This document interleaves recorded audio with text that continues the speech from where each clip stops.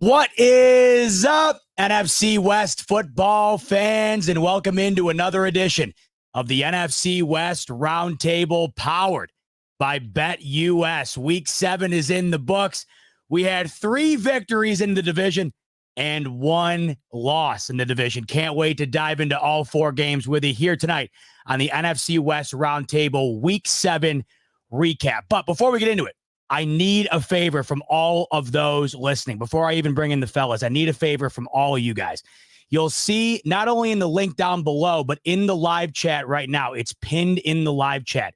Go to that link and download the Autograph app. The Autograph app, if you haven't heard of it, absolutely awesome. I use it every day. It's essentially a hub that has everything you need, the one-stop shop for all your favorite teams. So you're going to click that app, click that link rather, completely free to download on either Google Play or the App Store. You're going to click the link. You're going to use the promo code RTS once you download it. You download it. You use the promo code RTS completely free. You select the teams that you want to follow. So whether that be the Seahawks, the Niners, the Cardinals, the Rams, you select your team. Then from there, you're set up. Your app's going to be set up, tailored to you. It's going to have all your favorite content. It's going to have the top podcasts for your team, the top YouTube videos for your team, the top tweets, the top articles, everything you could possibly want.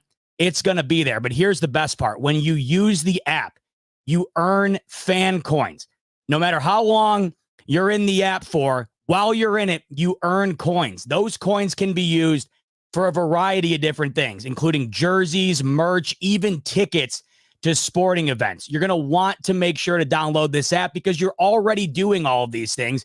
You might as well get rewarded for it. You can watch this show in there, all your other favorite shows, listen to your podcast, read the articles, read the tweets. You earn the coins. You can use them for tickets, merch, a variety of different things. The app's awesome. It's got everything you need in there, and it's your one-stop shop for everything covering your favorite team. So the link is in the description below. It's also pinned in the live chat right now. Download the Autograph app completely free and use the promo code RTS. Would be helping the channel out tremendously. We're in a competition right now with all the other roundtables. So if you want to prove that the NFC West Roundtable is the best, make sure to click that link and download the app. All right, folks, let's get into the NFL Week 7 recap. Without further ado, let's bring in the victors. Brandon with the W, Jake with the W, Mike with the W, Jesse, all whited out. Jesse is the lone L. What does Jesse have up his sleeve for us this episode? Sometimes it's all white. Sometimes he's not even in the frame. This time around, yeah, guys, we all had a handshake agreement that when you win, you wear glasses. When you lose, you don't have to show your face. Once again, I did want to call out sick. And Brandon coined this perfectly because he said that I have a bad case of Mahomes-itis, and he's right. Unfortunately, I didn't get vaccinated for this round of Mahomes-itis, and I caught it very bad, very ill. So I'm fighting through some things, but I'm here for y'all to support the channel. I just want you to know that. We're really happy to have you, Jesse. As a Bills fan, I have died and come back to life from the Mahomes-itis, I think 6 different times. So believe me, I've been there, done that, hospitalized, no vaccine. I don't know if the vaccine exists. It certainly doesn't exist for Bills fans or Niners fans. We seem to be on the worst end of things with the Chiefs every single year. Before we dive into all these games, let's go dive into what the current odds are on BetUS to win this division. Because right now, fellas, it's pretty much where we thought it would be, a couple of weeks ago. This continues to be proven right every week, where it is truly anybody's division to win. Right now, you're going to look at the standings. You got the Seahawks up at the top at 4-3. There's the Cardinals all of a sudden right below at 3-4. The Niners all below at 3-4. The Rams getting healthy, coming off their W off the bye. They're at 2-4, looking to make a run. And this is what sets up the current odds right now. Despite being in third place, the San Francisco 49ers are the favorite to win it, but only at -105. The Seahawks in second place right now in the betting odds with +250. The Cardinals at +400. And Jake, it wasn't all that long ago when that number was +1,600. We're at +900 right now for your Rams to win the West. That number continues to increase. If you want to get on it, before it continues to go down or increase. I always forget. It's the opposite of whatever I'm saying. The number is getting smaller. So if you want to get in on it before it gets smaller, make sure to take advantage of the promo code we have going on for you over at BetUS. It is YouTube 150. That'll get you 150% sign-up bonus up to $2,000 on your first deposit and 125% bonus on your next two deposits after that. Man, this division, very, very interesting. And it got even more interesting this past weekend, fellas. 3 victories, one for Brandon, one for Jake, one for Mike, and an L for the San Francisco 49ers. Jesse, we'll get to that game in just a bit, but let's start with the most dominant victory of the weekend. These Seattle Seahawks, they were on a 3-game winning streak. They turned that into a 3-game skid. They got back on track this past weekend against the Atlanta Falcons, 34-14, an absolute beatdown in Atlanta. Both sides of the ball clicking for Seattle. Geno had a good day. Kenneth Walker had a good day. Defensively, turning over Kirk Cousins. All around a good day. If it wasn't for that DK Metcalf injury, Brandon, it would have been a perfect day. Walk me through what you saw from your Seahawks against these Falcons. Well, we all predicted it, by the way. We've got there's Seahawks there, and what we got there now? Now my team gave me this for free at training camp. That's the kind of swag that they give out. That's the kind of energy that they give their fans. Jesse, I know you've been to training camp many a time in San Francisco. Have they given you anything free out? Do you have any sunglasses for them? No. You know what they give us? You want to know what they give us? They give us shot glass size Dixie cups to drink water out of. That's what thank you 49ers so much for that. You guys are the best. Oh, we got popsicles out there. They just and we have to pay to be in there. We have to pay to be in there. Good ones at that. Forget about that. You need another one? You're looking hot out there. They got people, the fans. It's really nice. But look, this was a 3-phase victory. Like Zibat says, this is a win where you go and you're winning comfortably on the road in the fourth quarter against a quality team like Atlanta. You're doing it because all 3 phases are doing their job. And that's what happened today. We were able to avoid the silly mistakes that cause us to shoot ourselves in the foot over and over at times, even in games we win this year. And that showed you a little bit of the potential of what this team can do when they do put all these 3 phases and everyone's kind of doing their part rather than 2/3 kind of carrying more of the slog, if you will. But it was a complete team win. Everybody did good. Again, I will say, I know Geno had a bad game last week, but again, showed you in this game what he's done on a consistent basis throughout this year. He's not leading the league in passing yards because he's throwing empty yardage. And I know it's only 200 yards here, but we had this dub pretty well secured by early in the fourth quarter. So there wasn't as much of a point of really trying to throw the ball at that point. He played magnificently. Go watch that 2-minute drive at the end of the half there where he's taking the team up the field, the balls to throw that throw down the middle of the field at that time. And he shows you the velocity, the accuracy he throws with placing that ball where he did to DK Metcalf for that touchdown, which gave you the 10-point lead going into half and changed the whole complexity of that game because now the Falcons can't run on you as much because as Jesse's team learned against us last week, if you just can commit to staying on the run on the Seahawks team and stay with it and not get behind, you're going to probably crack us through on that. So it's a really nice, beautiful win for us. Even the DK stuff, I got to say, I can't feel horrible about that because it's an MCL, which is best case. And my man Jesse's over there with his $35-6 million a year receiver with his leg turned sideways and backwards and front. And you got Cooper Kupp and trade talks and Marvin Harrison Jr. not quite synced up with Kyler Murray. So I go, okay, well, he's out a couple weeks. Maybe that'll end up a good thing for him to rest up. So feel great. I'm not going to say that this means we're running away with the victory, boys. I feel really good about it. But at the end of the day, this doesn't change the outlook of the last 3 games either, where you really struggle to find your footing. This is just a step forward. You got to build upon this. But it's a great win to do it on the road, and it's a quality opponent, which is everybody's been knocking us for the last couple of years. Where's the quality opponent? Where's the quality win? Where's the quality wins? Where's the quality? Well, there you go. First place team will win in there and beat their butts. Week to week for DK Metcalf, how big is the loss for the number 1 passing offense in the league right now if DK can't go? Well, I'm a big DK guy, so I tell you that his impact only comes by what he does as far as catches and yards, by the coverages that he draws. He's a guy that pulls consistently either top 10 or top 5 most double-teamed wide receiver in the sport over the last 5 years. The data backs this up. And so you lose that alone from your offense. Now everybody can kind of play things straight up. Now suddenly maybe they can bring an 8th defender down there for Kenneth Walker in the box to cause you issues there. So it's a big impact if we're going to lose him. Our offense is not going to be as explosive without him. He's a game-changing receiver. We got a super chat coming in from the Real Cheese. He's saying, looks like the bird teams are heating up. All of them not named the Falcons. They were the ones who are on the opposite end of a bird team heating up. The Seahawks heat up. The Rams, the Falcons, not the Falcons. My God, excuse me again. The Cardinals, Mike, last night heating up with their W. Bird teams are off to a solid weekend here. And then we got the Rams selling the season and the Niners are crippled, says the real cheese. Throws in a little shot at the non-bird teams within the division. We got John coming in saying, to paraphrase Jesse to Brando last week, is Jesse now ready to have the Brock QB question? To be fair, Jesse doesn't say Brock is elite and takes a lot of crap for it. We will talk about that 3 interception performance from Brock Purdy this past weekend in just a bit. But nice win for you, Brandon. Dominant victory for the Seahawks. They get back on track and improve to 4-3. Speaking of getting back on track, those LA Rams coming off the bye, they get the W. Man, this was a rough watch, Jake. A win nonetheless. I can't imagine it was the most exciting watch that you've ever had watching these Rams, especially when the Raiders are knocking on the door at the end of the game, and they said, you know what? We'll take 15 instead of the potential to tie this game because, hey, why not? Weird ending to the game, weird overall game in general, but Rams wind up getting out of there with the W, and then I'll parlay that into today's conversation where all of a sudden it seems like the Rams might be sellers instead of buyers, not something that we're used to. So talk me through what we saw on Sunday and how that's kind of translated into what we're hearing this week here. Yeah, so, I think I can say, everybody would agree with me on this. Winning in the NFL is not easy. So you take it however you can get it. That game reminded me of last year, week 11 against the Seattle Seahawks, 17-16, survive in advance. If they lost that game, they would have been 3-7. They would have missed out on the tiebreaker with Seattle. They would have been in really bad shape.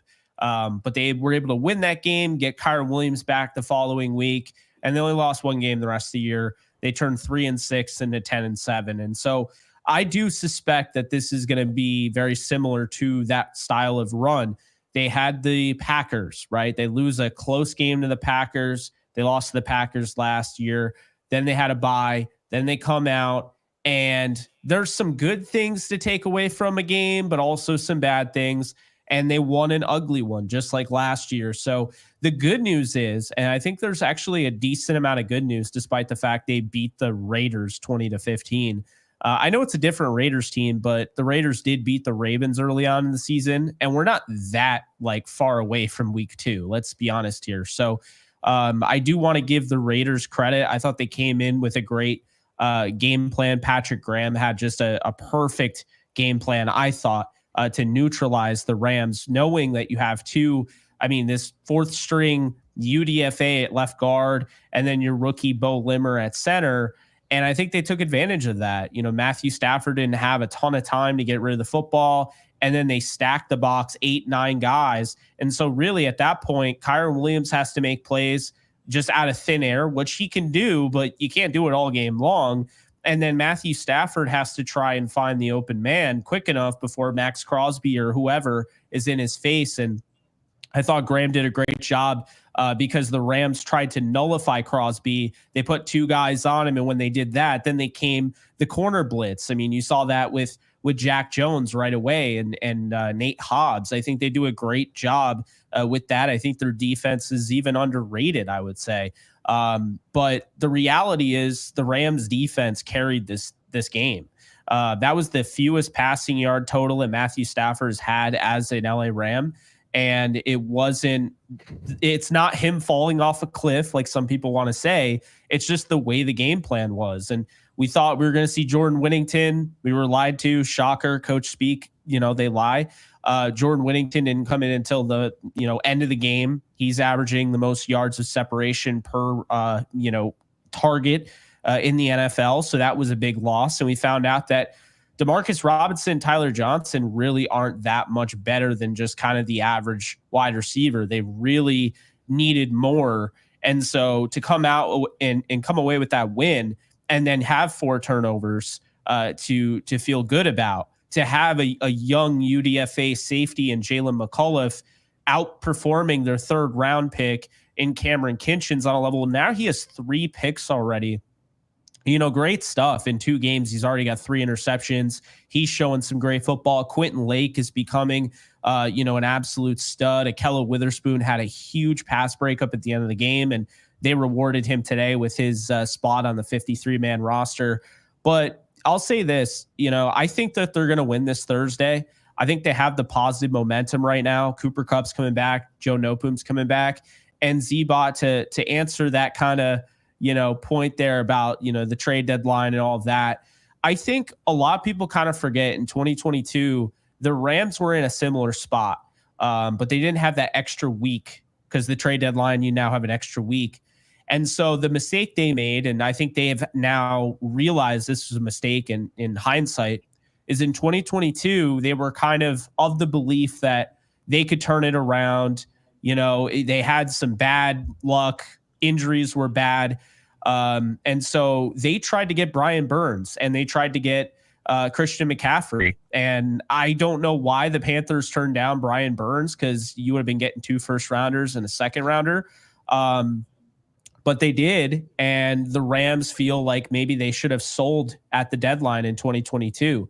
Well, now you fast forward to 2024, and they just want to make sure that they have everything ready to go in case this does go south, and it absolutely could. I'm confident it's not going to, and if you talk to anybody in their organization right now, they're expecting a big turnaround. They don't think that they're going to have to trade Cooper Kupp, but they want to make sure that they have these conversations, they have these options just set up in case they lose this game against the Vikings. And the same thing goes with Matthew Stafford. I don't think there's going to be a trade for Matthew Stafford. I really don't, because I do think they're going to win the next 2 games. But let's say they don't, and they're 2-6. I still don't think they trade Stafford, but I could see, kind of what Jack Settleman was saying earlier today. I could kind of see that, because I think, what I've been told is that the Rams in the past really like Sam Darnold. They think that he would fit the offense well. And look at what he's doing in a very similar offense. Kevin O'Connell, former offensive coordinator. So I could see kind of like a pick, obviously the Rams would get picks. You wouldn't just have a swap of Darnold and Stafford, but you get younger, age 27, more mobility. If all else fails, I told you guys, this Stafford deal became a 1-year deal. They're going to go year by year with him. So I'm not saying that I'm hoping for that, because I still think this is a team that fully healthy can, go to the Super Bowl. But, the reality is they're 2-4 right now. And these are the 2 biggest games that you'll see as far as the Rams season goes. They have to be able to show that they're at least contending, and they have to show that they can at least fight up against the Vikings on a short week. No excuse. They're at home. They're getting all their guys back. Not all of them, but enough. And then they have to show that they can go and beat Seattle, which is something that they've done many times in the past. So if they can't do those 2 things, a 2-6 Rams team with 2 days before the trade deadline, they're absolutely anything is in play. So you think it's more of a 2-week situation than it is losing on Thursday, making a move this upcoming weekend? You're giving it 2 weeks. Yeah, I think like if they get a really good game out of because the Vikings are one of the top teams in the league right now. So if the Rams lose a close game like they did against the Lions, I don't think that they're going to have any knee-jerk reactions. They have a mini bye to kind of figure that out, but I don't suspect there would be a trade made. If they lost a close game, but then they lost like another close game to the Seahawks, at that point it doesn't matter. Now they're 2-6. You could say, oh, well, all of our games have been close. Well, there's still an issue that needs to be resolved. And so, yeah, I do think that this is a 2-week thing. That means you could put it to bed.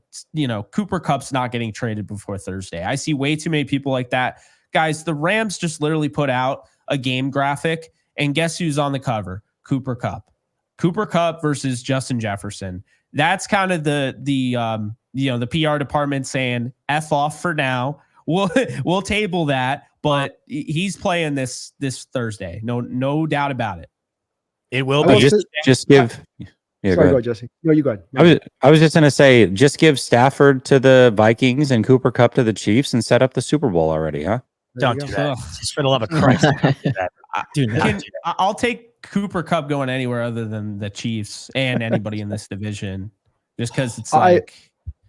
I don't know. I hear what you're saying on that, Jake. But the one thing I'll say is I don't know many Super Bowl teams that thought they were still in that pocket that were running this flagpole on up. It doesn't seem to be atypical behavior that you'd see from teams in the NFL if they think themselves truly in that contention, laying groundwork just in case.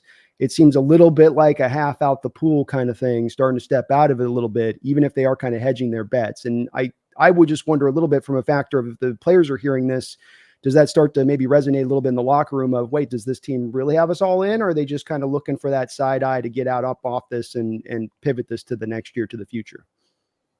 I get what you're saying entirely. It's different. It's not something that I would go about, but I think 2022 really woke them up, because throughout 2022, they were like, this isn't us, this isn't us, this isn't us. Well, when you're constantly saying this isn't us and, you're at the podium talking about a loss, that is you. That's your record. This team, I think, is way more banged up. I've said that, like, as far as 2022 versus 2024. The key injuries are so key. You're talking about your 2 top wide receivers, 3 top right now if Jordan Whittington can't go. So they'll be getting Cooper Kupp back, but they've been without their 3 top receivers, last week. Tight end is out.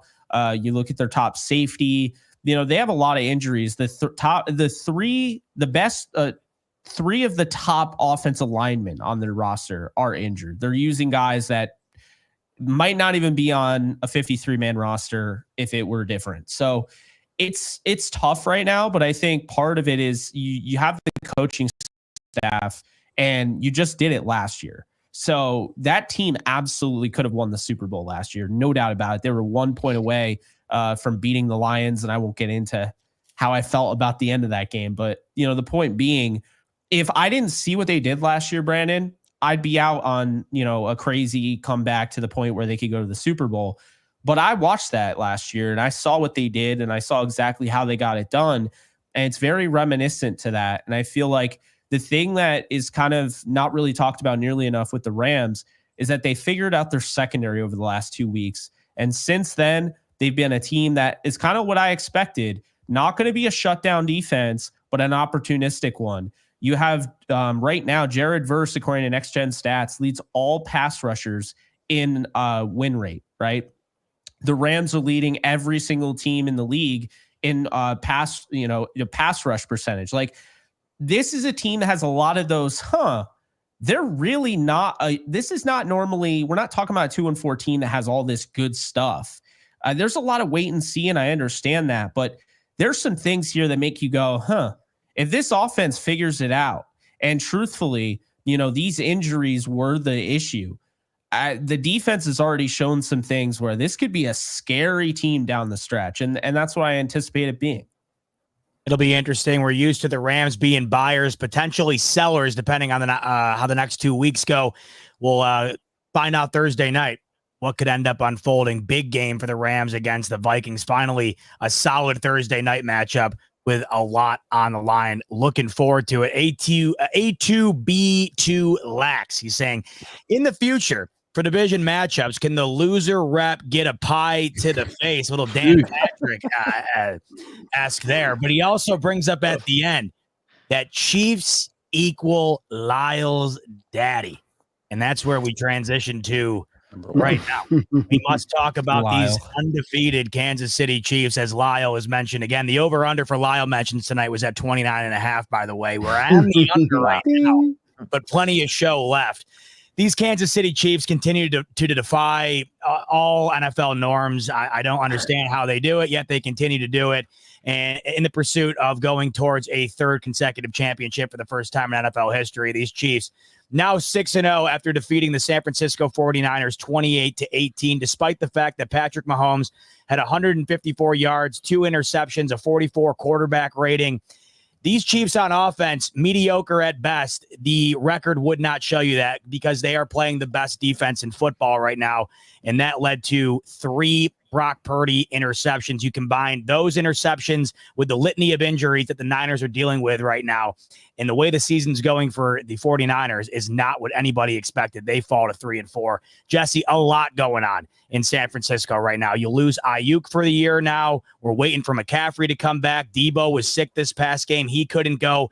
And now we're watching Brock Purdy go from one of those guys that is playing consistently well each week, and now he's being talked about as one of those guys that could be harming the team each and every week. So talk to me about all that's going on in San Fran right now, including the 5th loss for Kyle Shanahan in as many games against these Kansas City Chiefs.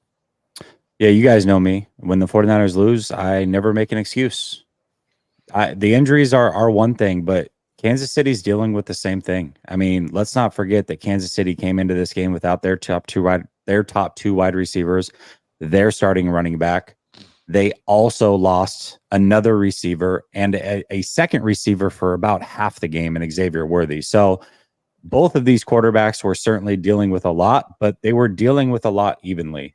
The difference is Patrick Mahomes is Patrick Mahomes. And this is the world that the Kansas City Chiefs live in. This is the first time all year that I picked against the 49ers.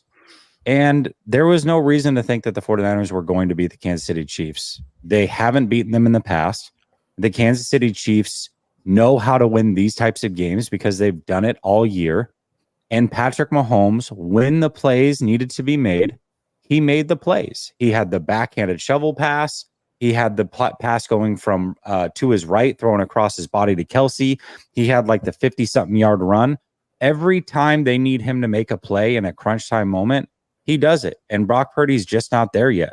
Maybe he'll get there at some point, but right now he is certainly not on that level. And that was the difference. You know, Brock Purdy's turnovers all came in crucial moments, all took points off the board. Patrick Mahomes made the plays when they needed to be made, and that was ultimately the difference. Also, Steve Spagnuolo, talk about defensive geniuses. My gosh, man, you go back and watch that film. The Vikings are a very good defense, and it was a lot of fun watching them against the 49ers and seeing some of the creativity they have. Steve Spagnuolo is on a whole different level. The way that he disguises blitzes, the discipline that all those players have 1 through 11 on defense is the most impressive thing I've watched on film all season. It's absolutely insane. It's it's no surprise that they are the team that they are. And no, I'm not going to sit here and cape for Brock. I know a lot of people are like, well, you were on Geno's butt last week. Be that same way for Brock. Ask 49er fans how I've been for the last 48 hours. I've lost probably 100 plus followers on Twitter because I'm going in on Brock Purdy. I keep the energy the same for everybody. Brock Purdy needs to play better. Bottom line is he has 9 turnovers in 7 games. That is not good quarterback play. I don't care how you slice it. It's just not. And it's not like Patrick Mahomes, who has the built-in cachet where stats really don't matter because you know when crunch time comes around, he's going to perform. Brock doesn't have that cachet built in. He doesn't have 7 years of elite play and multiple Super Bowl victories.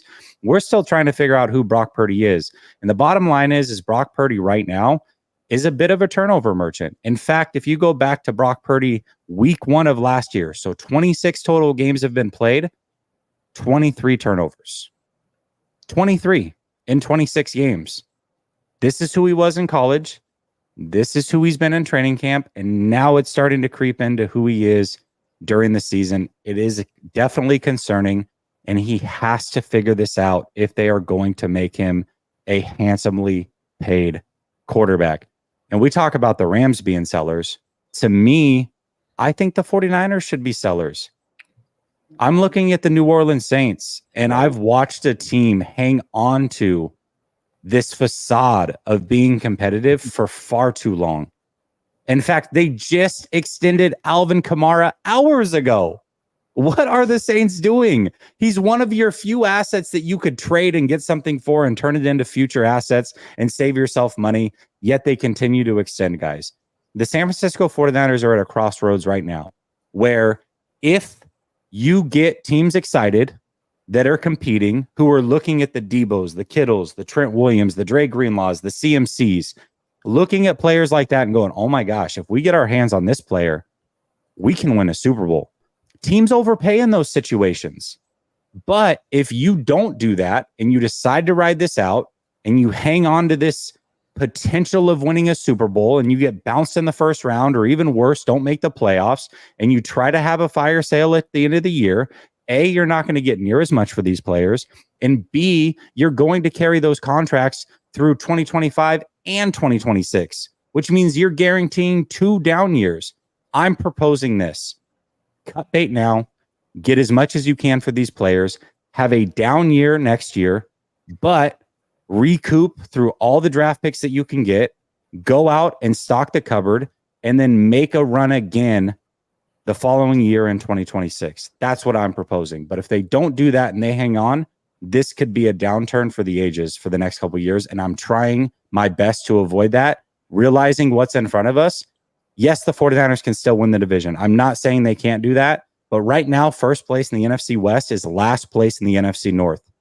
First place in the NFC West is not going to win you a Super Bowl. The 49ers are trying to win a Super Bowl. It doesn't matter if they win the NFC West. That is not exciting to anybody in the 49er fan base. To me, it's over. It's time to know that. Sell now, get as much as you can, and start this retool/rebuild right here, right now. That's what I'm proposing. Let me ask a question if you don't mind. So Brock Purdy. Yep. So what's the plan with Brock Purdy in your mind? In my opinion, Brock Purdy, first of all, he has one more year after this year. They don't have to make a decision this year. You know, they could go the Jacksonville Jaguars route and pay way too early and not know for sure. Or worst case scenario, you write it out for one more year and Brock Purdy is the guy, which would actually be a great scenario. And so instead of paying $60 million a year, maybe you pay $62 million a year. I would rather pay that little bit of tax, knowing for sure that I've got the quarterback, versus overpaying and setting this franchise back for 5, 6, 7 years. That How cannot do you sell happen. that on Brock Purdy, though? When guys like Tua and Trevor Lawrence were rewarded with far less productivity on those deals, how do you come to him with those same guys giving those deals and say, you got to wait a year? That seems like, number one, if I'm Brock's people, I'm like, no, I'm a 7th round pick. I've not been paid yet. It's not like this guy's sitting on his first round money and making do or something. So it's like, I don't know if that's a sell you're really going to get to his agent or his people on that. Maybe, I mean, he seems like a good guy. Maybe he's just that good soldier who will do it. But I think you're more in that camp of you either got to S or get off the pod a little bit there, where it's, you know, I'd be surprised if you could pull this out another year. I would play hardball then. I'm not going to make the mistake of being the Miami Dolphins, being the Jacksonville Jaguars, being the Dallas Cowboys. It's not worth it to me. If he can't wait another year, I totally understand. Then you can sit on the sidelines and figure it out. Oh, and guess what? You're not going to accrue a year. So you're going to be here anyways. He really doesn't have a choice. And it sucks. It sucks to play hardball like that. I know that's not ideal. But listen, I'm not paying a guy if I'm not positive. I'm just not doing it. You can't. You'll be in purgatory. It's amazing what the Chiefs do to us. This is what happens to the Bills fan base after the Chiefs. Yeah, but to be fair, Z-Bot, I do want to say this. I did pick them to lose this game. It's not losing this game. I've been on the fence for 3 weeks. I'm like, if they lose this game, if they lose to Seattle, I'm telling you, I would have been there. They just happen to win that game. It's how it happened. There was no life. There was no fight. It's clear with the injuries that they've had. It's just not their year, man. It's just not their year. But I got to ask you, though, because McCaffrey's not back yet, and it's becoming increasingly clear that this team goes through Christian McCaffrey, because of course it does. He's one of the best players in the entire league. This team right now, you're talking about future assets to rebuild. What this team currently has, and I know they're not playing like it, but the assets they currently have are what a team would dream to rebuild into. For sure. And you're coming off of a year where you're a play away from winning a Super Bowl, and you pretty much have the same cast of characters. So I have to ask you, you're 3-4 right now, a game behind in the division, and I know you said winning the division doesn't do much for you anymore. When you get to the caliber in which the Niners are at, that's the truth. No one cares about a division title at that point. It doesn't do much for you once you get to the playoffs. But you guys have the talent. And outside of right now the Vikings and the Lions, it feels like when healthy, the Niners are right there. Do you think it's a bit premature to be wanting to do what you're saying before you get Christian McCaffrey back and seeing what it looks like with him? Christian's a 28-year-old running back. He's the same name, but there's no guarantee he's the same player. And there's no guarantee that if he is the same player, he's going to just come back after the bye week and take things over. I think if you're putting the season on a 28-year-old running back who's coming off 400 plus touches and 2 Achilles injuries to save your season, that's too much. You're doing too much already. You're already doing too much. So no, I don't think it's too premature. I really don't. It'll be interesting. I hear where he's coming from on it, Jesse, but I do think too these seasons are such long NFL seasons, and matchups can change by key injuries by the end of it versus getting healthier by the end of it. You know, my Seahawks took on the Broncos in that Super Bowl back in the one we won in 2013. That Bronco team didn't come in with Von Miller. They were missing a couple of their defensive parts, which did aid us and help us in that game. And likewise, the next year after that, we went to the Super Bowl. The Legion of Boom was completely injured coming into that game. So what if your Niners got to to the division, like you're saying, maybe they eke it out and then they eke their way through the NFC. But then when you do face that Chiefs team, it's not necessarily at the same place they've been in the past. And that's part where I'm kind of in Z-Box camp with this, where I think it's a long year and you're still such a talented team that, anything's possible. I'm even absent the McCaffrey thing. I mean, honestly, if you look at it, let's say that I'm not saying it's impossible, right? But you just got to look at what are the odds. First of all, just winning the Super Bowl, even if you're an elite team, is not a guarantee. But now you're hoping that we can be the 2007 and 2011 Giants or, whatever Bronco team or the Packers team that had the most injuries in history and won a Super Bowl. Yeah, sure, that's possible. But is that likely? No, it's not likely. And so I've got to go. Is it never likely, though? I mean, it's never likely you're going to go win a championship. You're in contention, but you're never in a likely state to do it. I mean, it's a lot more likely if you're, I don't know, Detroit right now. You know what I mean? You can have more chances to actually win the Super Bowl. Right now, the 49ers are trending in the wrong direction. Let's just the Lions is a good example. They lost Hutchinson, right? They don't make another move. That whole defense and the look of that defense changes completely because that secondary's ass. So that's kind of more to my point on that of they just had this injury. Let's see how they subsist on it, or if they can make a trade. But that's kind of more. Yeah, but we've already lost Ayuk for the season. We've already lost Hargrave for the season. CMC, again, no guarantee he comes back. Debo's been a shell of himself when he's been on the field. Kittle just sprained his foot. I mean, there's a chance that they could go into this game. This is a real possibility. Without Jennings, without Debo, without Kittle, without Ayuk, without CMC. That actually is a possibility right now. And Dallas Cowboys are a team that they traditionally own. You go in without all those players, you're probably not winning that game. I will tell you this, Jesse, with a certain degree of confidence. If you can't beat the Cowboys, and I might start to lean with you and put it all in, because if anybody can beat the Cowboys, it's a competitive NFC team. We know that for a fact. Any team with any relevancy can destroy the Cowboys. So I guess to your point, if they do go out against Dallas this upcoming weekend, and it's the opposite of what most expect, and that's a Niners W, then maybe there's far more. The 49ers have 0 quality wins right now. And Seahawks looked great last week. Right. But that Seahawks team that they beat at 3-3 on a 3-game skid without half their defense, that was not a quality win. What's the quality? The Jets are terrible. That's a win that they have. The Patriots are already about to fire their whole coaching staff. That's one of the wins. And a 3-3 Seahawks team that was reeling with tons of injuries. They have 0 quality wins. 0 quality wins. And they have multiple awful losses. We got a litany of super chats. Mike, we're going to get to you and the Cardinals because we have to talk about that W last night, but I'm looking and 90% of them got to do with these 49ers, and rightfully so. Because when you have a team like the Niners with the expectations that they have, watching stuff like this, it leaves you scratching your head. House Painting saying they had a top 5 quarterback like Geno in San Francisco yesterday. Might have been a bit of a different outcome. That's an awfully interesting take. I will say, Brock, it was the moments in which the picks were thrown, right? When he has the goal line interception and he's nailed on the side there. Just felt like the Niners in the beginning of that game had an opportunity to control it, and it just immediately went away. It's not only that, but Brock Purdy, this is the reality of the situation. Brock Purdy himself, we can talk about injuries all we want. He took off 3, so 10, 17, 20 points off the board himself with interceptions and underthrown footballs. Feeding more Seahawks. He's saying if you and Kyle walked into a bar to play trivia, Kyle would be winning off the bat, but little did he know that Jesse has a secret weapon of alcohol, which leads to the Jesse W. I'd be down by 10 and I would come back and win. Hey, did that one register to you? Oh, man. Well, that's funny. Dave's coming in. Banger of a super chat. We appreciate you, Dave. He's saying, Jesse, tell Grant he definitely owes me that lemonade now. Ready for the show. Niners suck, but diehard fan. Fire Lyle and sell everyone. Well, he's a little ahead of you there on that one, Jesse. He's ready to sell, is Dave. Keep rookies and more decay. Fire Sal. F the Chiefs. Niners suck. Fire Lyle. Let's go. A lot going on in that last. He just met the quota by himself. He did. Was he talking about Tanner Mordecai?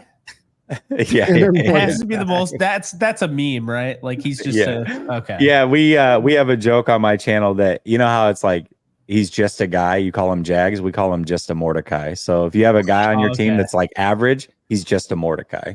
I like that. It's all fun and games until he sees you in person and says something. Yeah.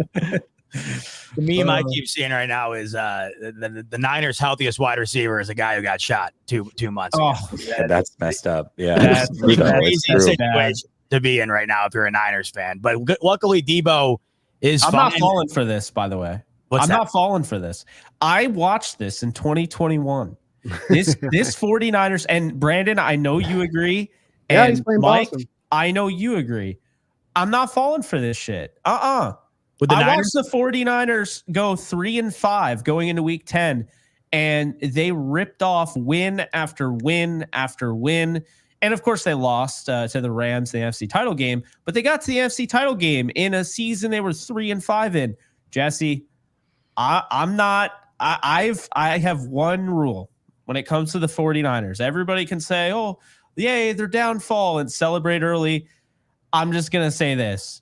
As long as they don't make the Super Bowl, I'm not betting against the 49ers. Yeah. If they get to the Super Bowl, I'm taking whoever's going up against Lyle. But until they get to the Super Bowl, I do not bet against the 49ers. I just don't do it. Jake, I think we're leaving the main whore like Jason or Freddie, and we just put a knife through his chest and he's dead, and we're like, okay, well, he's dead, let's go. Like, no, set him on fire, burn it. I had no way. The difference is this. The difference is this is there has been, this is a feeling that I've had since attending training camp. When I went to training camp last year, this team had a juice and a vibe and a prowess that you knew they were going to be legit contenders. You felt that. It was palpable. This year, you knew something was off the whole way through. And a lot of fans kind of made fun of me for talking about that. I was like, listen, if you were there in the stands, it's palpable. You could feel that there's something off with this team. It's not right. Maybe this is what the Super Bowl hangover feels like. Here we are 7 games in, and it's very, very clear something is not right. And I don't think it's getting turned around. But maybe that's just me. Let's talk about a winning team in the Arizona Cardinals. Let's talk about your Arizona Cardinals, man. What a win. I don't know. Jake, you're the czar. Let's go. Let's talk about this. Like we just scratched the surface. I told you. I thought I would be enjoying this downfall a lot more, honestly. I've been talking about this since the beginning of I kind of feel bad for Jesse. I really do. Just because you're a good guy, but it's crazy. Thanks, this situation that you're finding yourself in. A lot of people think it's Kyle's fault, or Lyle, as we like to call him on the show. Dave's saying, just curious if any of you guys want Kyle for your coach. Would you like to take him off of Jesse's hands? Because Dave's had about enough of them. Feed me more Seahawks is saying, every time I bet on the Niners, I lose. F you, Kyle. Word of advice if you're going to bet, I don't care if it's the Niners or anybody, just don't bet against the Chiefs. It's never going to be a good bet. And if you do win it, you got lucky, I promise you. Yeah. Feed me more Seahawks with another one. Kyle wishes he had Sean McVay and McDonald's aura. Damn. I don't know what that means. McDonald's all over the press lately. Trump fries, quarter pounder. Name's McDonald. Who is? Oh, I thought he was talking about actual McDonald's. We're talking about. We're talking about McFlurries over here. He's about getting hungry over here. He's like, I keep pulling up Twitter, and it's either Trump working the fry or the E. coli breakout in the quarter pounder. So McDonald's is just all over the news all of a sudden. That's right. They're like stuck in my feed. Feed me more Seahawks. Forget last game, but what's your opinion on Quinn Ewers as a starting quarterback in the NFL or the Seahawks? But Brandon has to answer the question last. Well, right now, Quinn Ewers was battling out for a position with Arch Manning the other night. So I don't even know if Quinn Ewers is going to be starting on Texas, much less one of these football teams. But if Jesse has his way, maybe this rebuild with the Niners could potentially factor in a Quinn Ewers type quarterback for Kyle Shanahan, should he be the head coach, which the majority of you do not want him to be, including John, who's saying, Jesse, are you ready to have the Lyle question/conversation? Hawks dropped Pete last year and moved on. It is interesting where it did seem like, to your point, Jesse, where it felt like Seattle got to the point. Someone mentioned the facade of the Saints, and it felt like the Seahawks had said, we're going to try to move on from maybe that and break off into a whole new regime here. And that included having to get rid of Pete Carroll. Do you think if you want to do what it is that you've mentioned on the show here, which is sort of do a soft reboot here, would that entail the coaching staff as well to some degree? I think on the surface, the answer would be yes, because I mean, talk about creativity. Kyle's lost his completely, but it's really hard to do that because if you want the top tier head coaches, everybody's clamoring for Ben Johnson, and I understand why. But when you go and bring in these top tier coaches, especially offensive coaches, they usually want their quarterback. And what if they look across and be like, I don't want Brock Purdy. So now you're giving up on the Brock Purdy project as well. And listen, it's not like I'm like the biggest Brock Purdy advocate, like, oh, we need to pay him all this money. But I would like to see it for one more year before I fully make a decision. I really would. And so for me, it's like, okay, well, if you're giving up on Kyle now, which sounds great on the surface, if you want a really good candidate to replace him, there's a chance that you're probably giving up on Brock Purdy too. And I don't know if I'm willing to do both of those things right now. Matt's coming in. He's saying, enjoying the show, guys. Dig in the Largent jersey, Brandon. Keep it up, guys. Go Rams. How about that? A nice, kind shout out to a Seahawks fan from a Rams fan. We don't get a lot of that on here all the time. It's usually a lot of Fire Lyle from a bunch of different fan bases. People forget about Matthew Largent. for you. He retired with all of the major receiving records when he retired. Rice came right along after him, but he brought all of them under one banner before Rice when he retired to Largent. So my all-time favorite Seahawk by far. Add this one to the list, fellas, in terms of ones I think might be my favorite super chat, and that's Dave saying Lyle pets animals too hard and people. Fire Lyle. That's awesome. That's Dave awesome. continues to fire him off. We have a good amount of Seahawks super chats. I'm going to get to those after we talk to Mike about his Arizona Cardinals and their W last night. One more quick one from Eric. Seems like Mr. 49ers didn't get the dress code memo. Oh, wait, never mind. Go Hawks. I have a feeling that has to do with the lack of shades that Jesse's wearing tonight, unfortunately. Yeah. We will get to all your Seahawks super chats, folks. Don't worry. We'll get to that on the other side of talking Cardinals. And let's talk about those Cardinals as Ivan brings us in saying, rise up, Red Sea. Last night, the Arizona Cardinals get it done on Monday Night Football. And by the way, Mike, I'm sorry you had to deal with the ESPN Plus Bowl. Well, what are we doing here? It's just every single year, one more subscription service for you. I saw earlier today, Chick-fil-A is announcing a streaming service, and someone mentioned the NFL will eventually have a game on that as well. That seems to be where things are heading. So it was on that. If you happened to watch it and you had ESPN Plus, you were treated to a far better game than you were treated in the Ravens-Bucks game. This one came all the way down to the end. The Chargers lose to the Cardinals 17-15. A really strange game, Mike, where Justin Herbert has 350 yards and they can't get into the end zone with him. It's a lack of characters around Justin Herbert right now that's able to help him out offensively. But credit to this Arizona Cardinals defense, who we talk about on this show a lot. It's a lot of bend but not break. It's also confusing from week to week where you don't know which version you're going to get. But when you do get the version like we saw last night, these Cardinals are a dangerous team. And Kyler Murray using the legs last night solidifies this W. Your Arizona Cardinals, Mike, they're right in the thick of things here at 3-4 with this dub last night. Talk to me about what you saw against the Chargers. Huge win. I mean, it wasn't a dominant fashion, but it was a win that the Cardinals needed to stay within the division race. Obviously, we got 3 out of the 4 teams getting a win this weekend, and you couldn't find yourself at 2-5 because that could be a very, very ugly slope. So I want to give credit to the Cardinals organization and the offense and the defense for showing up, for really obviously knowing what was at stake here, because we had a game that could potentially get us into the first spot in the NFC West if we took care of Green Bay. Now we get it. Green Bay was a tough ask for the Cardinals to do that, but what I saw in this game was the best team running the ball the best, right? And that's James Conner, man. James Conner is an absolute beast. I think he had over 150 yards from scrimmage. This guy was just going off. Now, it definitely seems like the security blanket for Kyler Murray, James Conner, and also Trey McBride. So overall, very good game. But yeah, the defense, I don't know what type of what defense is going to show up when I watch these games. We either see the Commanders defense where we just get blown out, or the Packers where we get blown out, or we see a defense like, I don't hate to bring it up again, but the Rams, right? Where we did a really good job defensively against the Rams. And then now what we've seen versus the Chargers. So it's one of those things where kind of the Dr. Jekyll and Mr. Hyde, but I love it. Like I'm for it. Obviously, Jonathan Gannon is a defensive-minded head coach, but you're right. This game was super, super weird. Within the first 8 minutes, we saw an interception.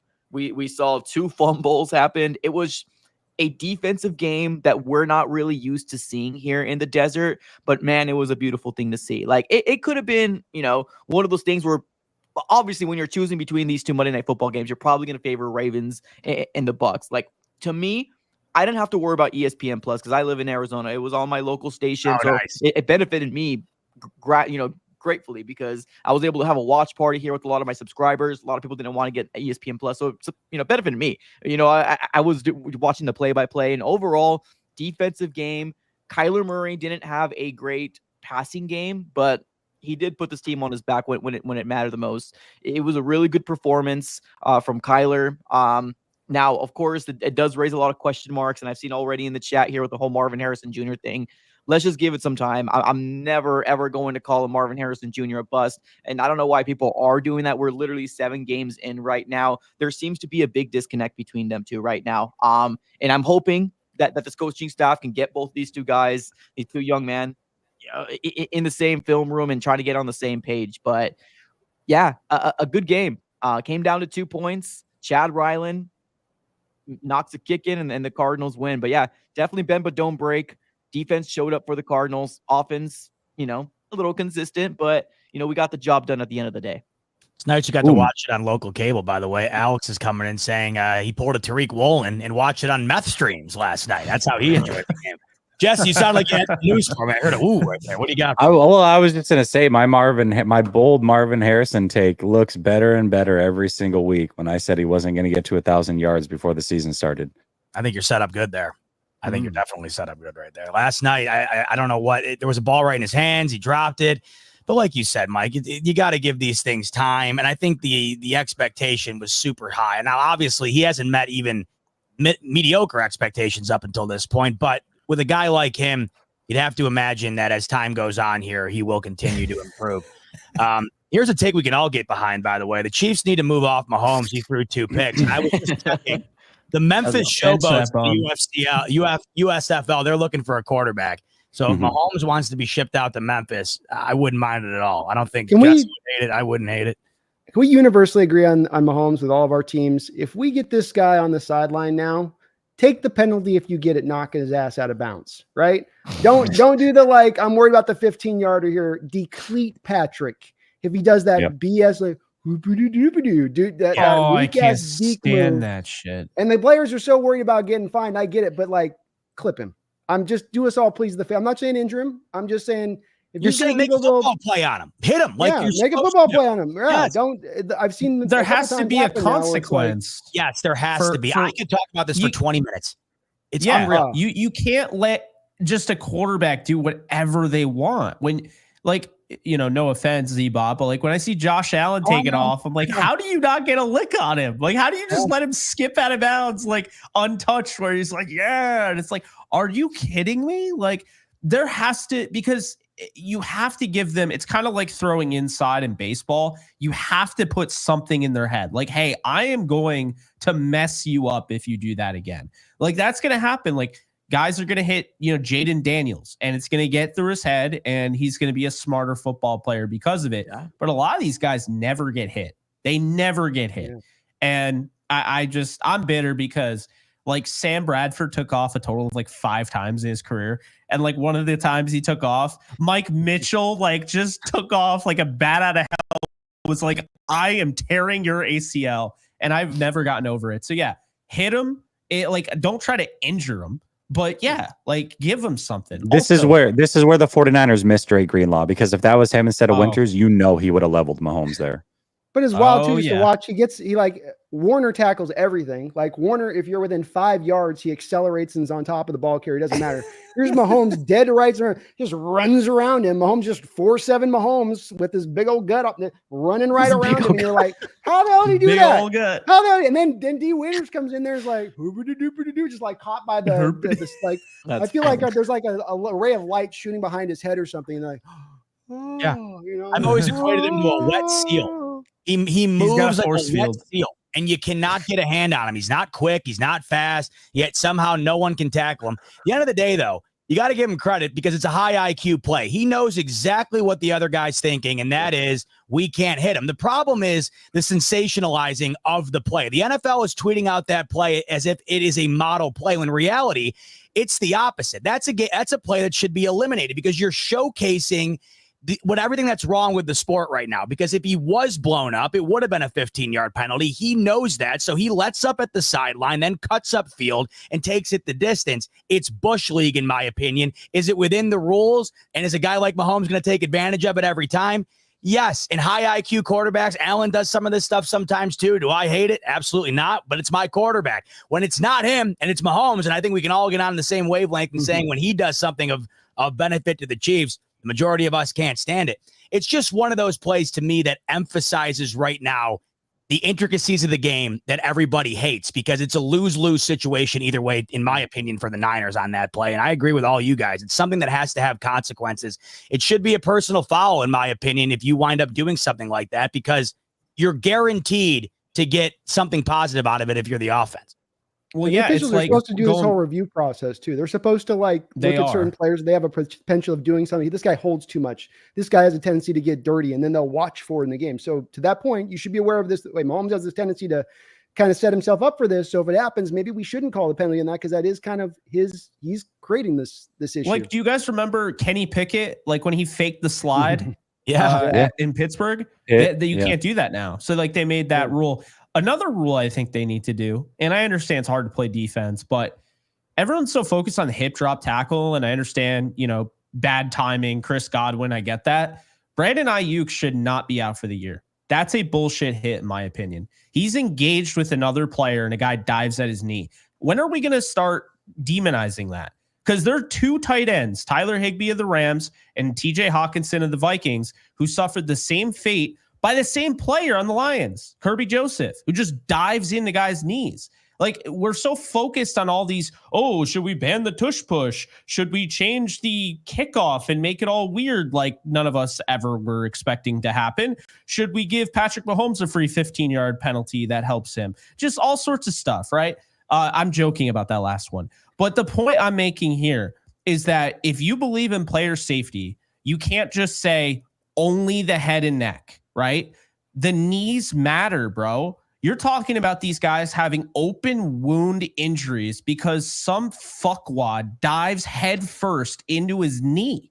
And I'm not a 49er fan, but dude, if you're a 49er fan and you aren't upset about how Brandon Ayuk got injured, I don't know what to tell you, man. That was bullshit. And that should be gone. There's no place for that in the NFL. It is absolutely Bush League, and it's dirty, and it's destroying the product, because now you have Brandon Ayuk who's out for the rest of the year. And this is going to continue to happen until the NFL steps up and does something about it. And miss me with the whole hip drop tackle. That is worse. That's been happening for years, and no one says anything about it. I don't know why. It's the worst thing in the NFL. I cannot stand when somebody dives headfirst into somebody's knee. Learn how to tackle or get off the fucking field. That's how I feel. They don't care. They don't care. That's the thing. Right. Is the NFL has a facade that they care for health. They don't care. I don't think they care either. I think it's a good point, but I also think it's hard on these defenders when we start saying, okay, you can't go up here, you can't go down here, you can't come up and hip tackle. You've got this little strike zone point, and these things are happening in the blink of the eye on the field in the moment.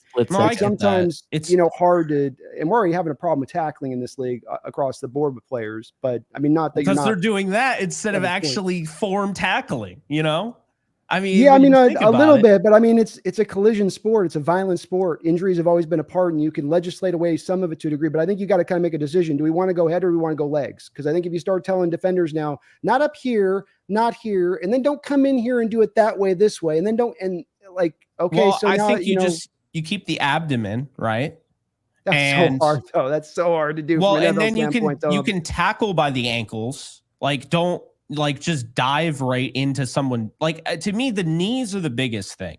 The knees are the biggest thing, because these wide receivers are left for dead. They are trying to make play after play after the catch.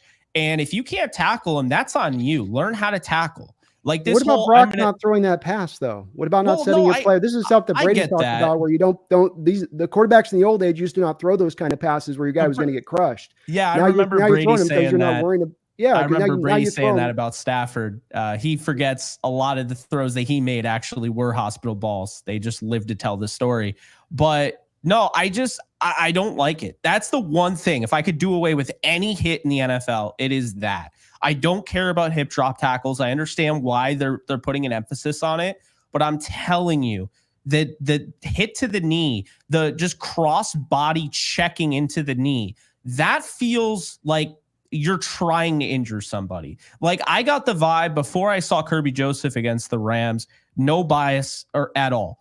I had no issue with the Lions. When I saw him hit TJ Hawkinson, that felt like he was trying to injure TJ Hawkinson. That didn't feel like he was trying to hurt him on the field. Like, hurt and injure is different. I think it was, I want to say Solomon Wilcots. I might be butchering it, but he said there's a difference between being hurt and being injured. I want to hurt the other guy on the other team, because if he's hurt, then that means, like, we're all hurt, right? You finish the game out, he's able to say, good night to his kids or whatever at the end of the day. But when you injure someone, now you're taking food off their plate. Now you're taking money away from them. Now you're messing with their career. And to me, I feel like you do it once and it's still questionable. You do it twice. Like, Kirby Joseph's a dirty player, and guys have been doing this for a long time. There just is not an emphasis on it, and I just don't see why. I mean, you can't tell me, all these wide receivers. It sucks to be a fantasy owner who drafted all these wide receivers. It's one position that is getting decimated. And do you know why? Because when they catch the ball and they turn upfield and they flex their ankle and they're trying to make a turn upfield and make plays after the catch, they have guys turning into heat-seeking missiles, because now there's such an emphasis on not hitting high. Well, now they're diving into their knees. And that is a problem to me. You're going to run out of players if you continue to allow that. It's only going to get worse with the hip drop tackle. I'm telling you, what happened to Brandon Ayuk, it's only going to multiply. The biggest problem, I think, is that, like you said earlier, Brandon, you can only legislate so much out of this game before it doesn't become what the game is. And they've already done so much. And the problem is they don't call some of it when it should be called. They call it when it shouldn't be called. And then no one knows what to call. That's why any given Sunday now you watch and you really just have no idea what's going on. Sometimes you wonder if they even know what's going on. That's why I think a lot of the time they might need to scale some of this back and readdress what exactly it is that they want to emphasize, because it feels like there's just too much going on right now. That's probably what results in what you're talking about, Jake, is no one knows what to do. So they end up doing that. And then it leads to a whole other category of issues. Yeah. So there's just a variety of stuff going on. As promised, tons of super chats for the Seattle Seahawks fans that we're going to get to right now, including Saigon, who's saying, we are good without DK. This is the very reason I don't like being dependent on a star receiver. Next man up and do your job. Now, no one's denying, Brandon, that, after the weekend right now, DK Metcalf, I believe, is the third overall wide receiver in the league in terms of total yards. But you got Noah Fant, who's a damn solid tight end. Lockett, of course, been one of the more tried and true guys in the league for some time now. Jackson Smith and the Jigba. And when healthy, Kenneth Walker up there with the best of them. So I know you mentioned earlier you don't feel as confident without DK, but it's not like you have nobody to replace the production. It's more of this game's going to come down to how we play your Bills and your offense, I think, than it is by how our offense plays, to your point. They'll be functional enough. They'll put their points up, especially at home. But can we remember a couple years ago, your Josh Allen went nutball crazy at home against us, put up like 4 gajillion points, couldn't stop him. I think we may have caused 1 punt on the day or something. So that's really, to me, the key. We'll score. Your defense is not quite at the as epic as it's been at times in recent years. It's been solid, but I think we get after defense. There's enough other supporting parts, but that's really the key on that game. Speaking of my Bills, PGZ206, he's saying, Z-Bot, please come back after we beat your Bills. I can't deal with the Dolphins guy. I think his name is TD. Hey, cut TD some slack. Poor Dolphins have the worst total offense in the league since Tua has gone down. Believe it or not, the Dolphins are averaging 11 points per game. So cut a little slack for poor TD. He's been going through it. But my ass will be here, win or lose, on Tuesday. And shameless plug, Brandon and I tomorrow going live to discuss that game. So make sure to check that out as well. I'm excited for that one. Low key, one of the better games of the weekend. It's the first Brady game for my Bills. So I'm excited to hear him talk about how much he dominated Buffalo for 2 decades. That'll be fun. I can't wait for that. Mike Hyde coming in. My favorite thing about roasting Niners fans isn't bringing their countless chokes to KC, but waiting for them to ask which one. Go Hawks. Man. Mike's doubling down. He's saying idea. When a West team is on a bye during the segment, we would talk about their game. the other three hosts, chat, can roast said team the bye week roast. I think it's going to be tough to fit in a designated roast when it's just a roast to Kyle Shanahan every week. I don't know if we're going to be able to have time for that. Oh, yeah. Mike's got another one. I already read that one, but you get the gist. Mike's loving the roast, and I think we've supplied the heat with especially with Kyle Shanahan. D. Jones, Trevor Lawrence, Watson, Tua, Kyler, Dak make me believe that somehow the Niners are going to luck into a favorable leverage position come money talks. And you mentioned that earlier, Jesse, and I like the way you described it. It's one of these teams has got to lay down the law, like you mentioned, and say, you know what?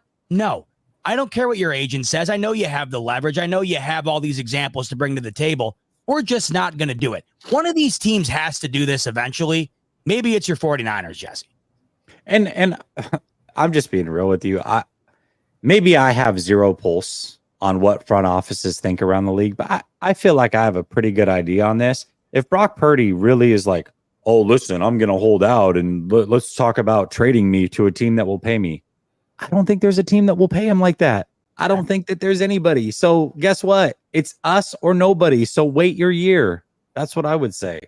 I see it very similarly. I think a lot of these teams pay because they panic, and look what winds up happening. None of these teams, I think, look back. I don't think they regret it, but they don't necessarily love it. To me, it puts yourself in this sort of purgatory where you're not great, but you're not bad. And it's the worst place to be in the NFL because it's really tough to build on that. And you can't get out of it for decades. It happens so much in this league, and you're watching it continue to unfold with a lot of these quarterbacks.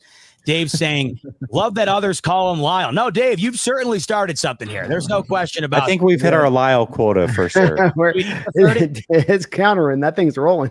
No doubt. We should get a counter. Like, Jesse, you got that little thing in the background there with the little numbers and stuff there. You should get a counter on that thing. Dave's saying, worried about Kyler coming with I know the new Black Ops is coming out, Mike. Mike, they got new mechanics, man. You can jump and dive and do stuff, man. Yeah. They're doing extra stuff in this one. Bringing back back normal COD either. This is a special COD. Yeah. I'm not going to comment on this. We'll see what happens. Is Kyler on the cover? Zombies. Kyler, yeah, is he one of those DLCs where you can play him as he's a cover athlete? That's a good question. I know he's got a partnership. I don't know if he's going to be a DLC. He's got to have a skin. He needs a skin. That'd be the best. Even if it's just as a troll, like everybody, he's got to have a skin that's super small and it runs 1,000 miles an hour. He's training zombies. The hit markers are reduced in size. He's got that, the hit markers. Oh, man. Jordan's saying, every time I see Mahomes or any quarterback do that, I get so irritated. Players don't want to lay them out. I do not care if my team gets a penalty. Make the quarterback know they can't dance down the sideline. I think we're all in agreement on this one. In fact, someone earlier on Twitter posted an example. The Packers did do that. There was a team that did do this to Mahomes not all that long ago. They nailed him. But everybody knows you're playing with fire. And I forget who it was, Jesse, but who's the guy on the goal line that got sunned by Mahomes? Oh, Malik Mustafa. Yeah. That's another perfect example. The reason that happened is because he knows if he pops him over the goal line, it could be another personal foul there. You look at the body comparison between those two. I can't imagine at full force Mahomes is trucking that guy over. It's just the way the league is now. These guys are conditioned. It's forced into them. Do not over exaggerate on the hits with the quarterback. And when you got Mahomes, who's the smartest guy on the field at most times, they take advantage of it. Freddie Bassman. Ram fan here. 49ers window closed, in my opinion. Jake's saying, Freddie, don't buy into it. And I really don't think anyone should buy into it. I don't. I don't see it either. I just don't. Team is loaded. Dave Barclay, your honest opinion, Freddie, it's a fact. Going once? I don't know. Mike, what do you think about Dennis Gardeck being injured? How does that affect them? Because they were already having issues. We already are dealing with injuries out for the year, right now. Yeah. I mean, we got some people to back up, but like the Cardinals hopefully make a move. I mean, we're 3-4. We're number 2 in the division. I think we're going to wait to see what happens in Miami, in the Miami game, and we'll kind of make a move from there. I feel like. Would you make a move? They should make a move, but yeah. How aggressive a move are you making? If you let's just say you do win, what are we talking? Are we talking a 5th round edge rusher? Or do you want to make an aggressive? That's the thing. I mean, that's Monty's forte so far of what we've seen. But I don't know. We got 20 million, 21 million in cap space. So I mean, we'll see. I don't know. I'd sit back if I'm the Cardinals this year. You guys are in such a good place setting the stage on this, especially if we're looking at the Niners and the Rams potentially having to turn this over after this year in some way or another. that'd be really the time to strike then at that point, more so than now. But Right. you guys need it. You certainly could use the help. Feed me more Seahawks. He's saying, we know you don't care about health. He's ready to bring two-a-days back. If anybody in here has played football, I mean, shit, I was doing two-a-days back in the day. The NFL doesn't do that anymore. That's long. They barely hit anymore in practice, much less two-a-days. We got the snail coming in. East Winston Jr. time. Let's go. Who's back in wide receiver on our roster, one of those guys. You guys all is 7th, 8th guy, practice squad guy. He's played really well in preseason, but it's he's not going to. Oh, he's a Seahawks guy, depth guy. Yeah, Seahawks guy. Yeah, depth receiver. He'll fill in for DK if you activate a guy or raise a guy up. Well, I can only imagine a guy that I haven't heard of would be the guy to destroy the Bills on a Sunday. That would be exactly what would happen, Brandon. Dave saying, ever actually see a man take candy from a baby? These are separate super chats, by the way. The second one is Lyle takes candy from babies. Oh, my goodness. An additional super chat to answer his own question. Terrific work, Dave. Kylie is Mike Shanahan without an Elway jersey. Man. That's what I feel like Kyle needs at the end of the day. Like what he really needs, because I think he's a really good coach, but what he does really need, and I know Brock, you got the Purdy thing, but he needs just that grade A kind of quarterback like his dad had with Elway at the end, because his dad never found success after he lost Elway either. He needs just that, and they tried it with Lance, it failed, so they tried to go down this road, but you get Kyle with an actual grade A quarterback, I bet you he goes and gets himself a Super Bowl. Kyle said he didn't want to be a head coach for the 49ers initially because they didn't have a quarterback in place. That was like his biggest fear. And when Kyle was asked the number one thing he learned from his dad, it wasn't how to win rings. It wasn't how to be a great coach. It was how to not get fired. That's actually what he said. That's a hell of a honest to God, though. One, incredibly honest answer, but two, that is a skill that not many have in this league. And I mean, what more could Kyle do at this point to not get fired? I mean, that he's done as good as anybody has. That's the crazy thing. And it's just frustrating when you don't get over that one last hump. So many teams know it. It's the ultimate goal. And when you got the Chiefs there, they're just, everybody's kryptonite. Marvin Lewis. He was around forever and he didn't win a lick of anything. Yeah, there's so many of these guys throughout time. Dave's saying, how are you going to roast Niners fans? We already know. Yeah, Dave's well aware. Feed me more Seahawks. Send Kyle to Derry, Maine. Both choke artists. Who's Derry, Maine?